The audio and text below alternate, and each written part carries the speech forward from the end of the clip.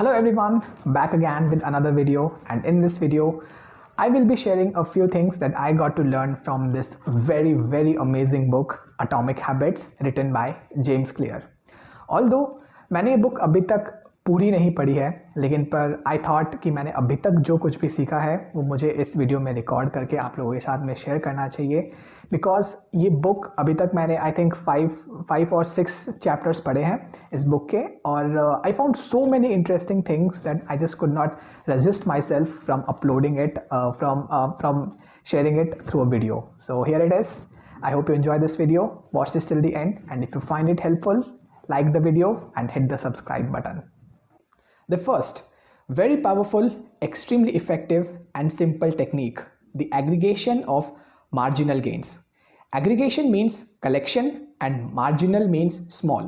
So it means collection of small gains.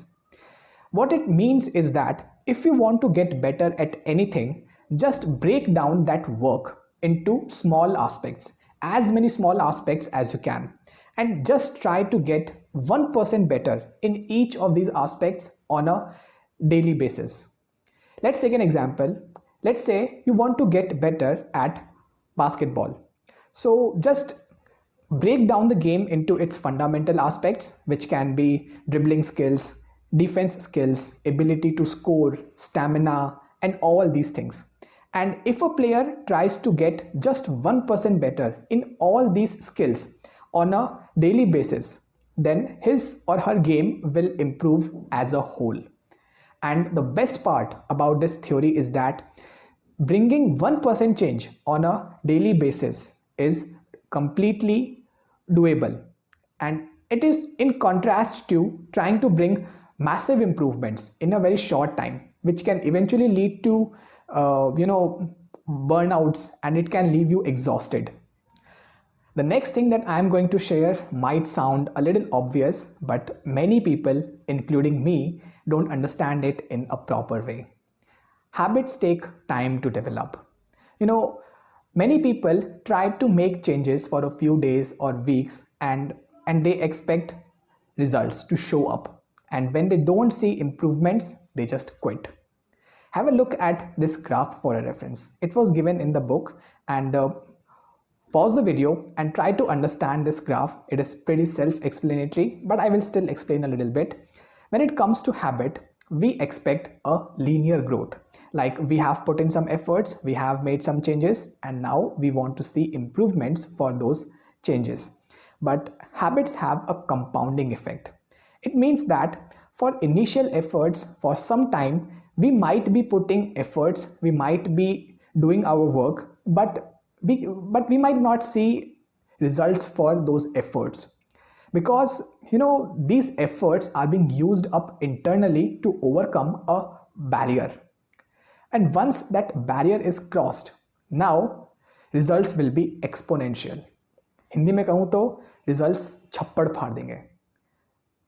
I'm sorry for the exaggeration, but you get it, right? After a certain time and efforts, results will start to show up exponentially. Improvements will be tremendous. You will just have to survive that valley of disappointment. That is the main thing. The third point is a very interesting one.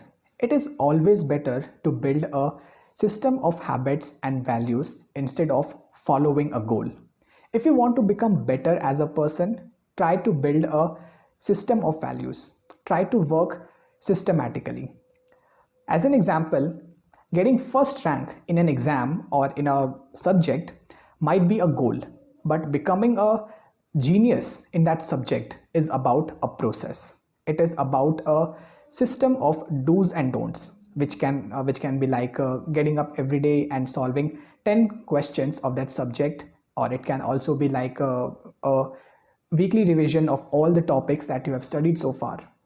If you want to become a better athlete, follow a system of habits such as good diet, regular exercise, enough sleep, enough rest, and all the other things.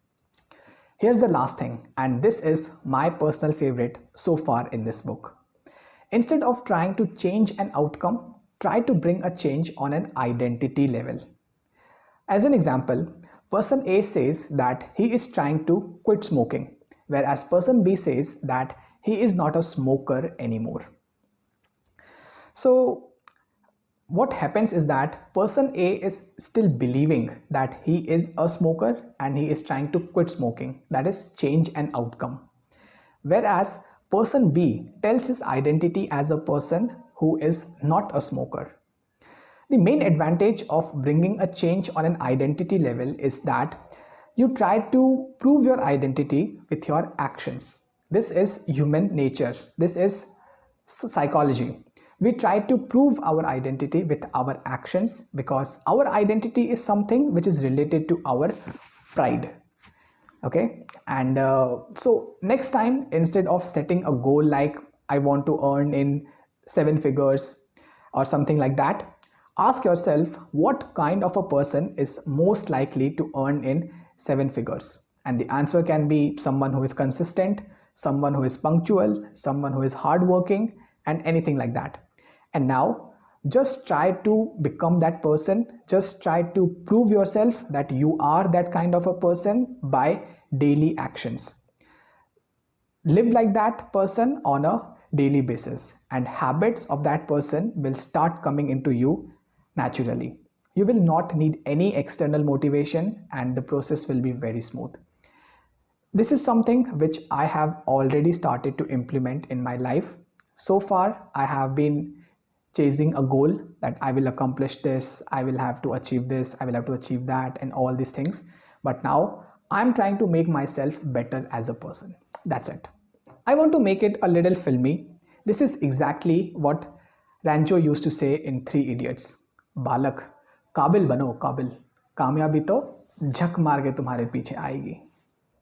That's it guys for this video. I hope you found it helpful, and if you like the content, make sure that you hit the like button and subscribe to my channel. I will be back again with a new video very soon. Let me know in the comments what kind of videos should I make. If you have any other suggestion or idea, leave it in the comments. I will check it out. Thank you.